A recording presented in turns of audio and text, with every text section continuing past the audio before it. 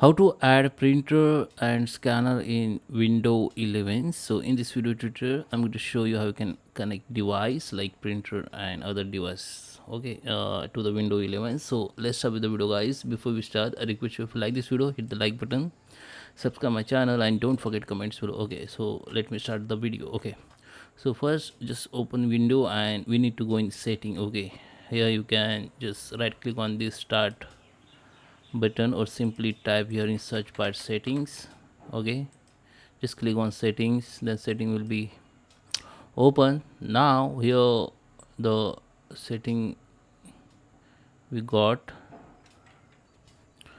then we need to go in Bluetooth and devices. Here under this we have, you will have the option called printer and scanner. Okay, just click on it, and now you can simply, you need to first connect your printer to your PC. After connect, you need to just click on this add device, then it will be add automatically.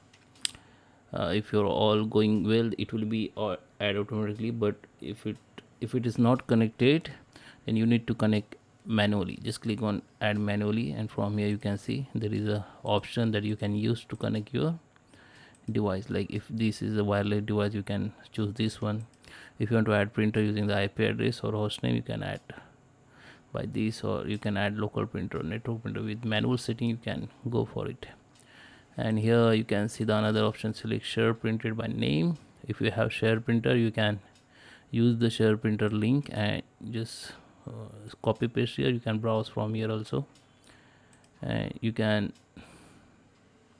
okay, if you have older printer, then you can use this option to connect the printer. Okay, you need to just go to the next, and you need to just follow this process. Okay, so that is how you can add the printer or other device in Windows 11. I hope you like this video. Please subscribe me. Thank you for watching.